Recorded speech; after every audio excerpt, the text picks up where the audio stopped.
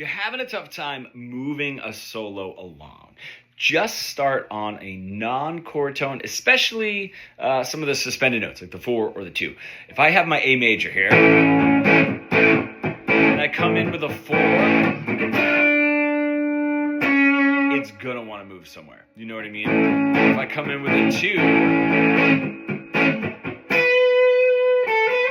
it's gonna want to move somewhere, right? If I'm just coming in with a chord tone, especially the root note, yeah, I don't know, it could just stay there. You know, you're already coming in settled. Come in with a little bit of a question, with a little bit of movement, right? With a little bit of dialogue. For me personally, it's that 4 that does it.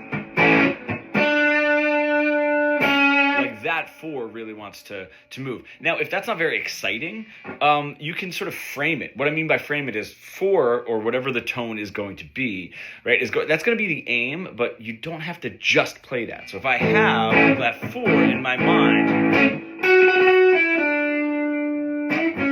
right, I have a little bit of a lead in before I get to that 4, right? But that's going to be the main focal point of that phrase. So try that. It works. You know, you can do the 6. Anything that's not a chord tone is going to want to move. Right? Is going to want to move to a chord tone, right? And just to be cognizant of, you know, sort of chord tone, how much pull that chord tone has. Like, you know, in my ear, the 4 really does. The 2 does as well, and the 6 is probably has the least amount of pull to my ear, but that can be different for you. And then when it wants to move to a chord tone, just remember that the 3, even if you're in minor, so the flat 3, but the 3 of whatever the tonal center is going to sound settled, but the least settled of the chord tones.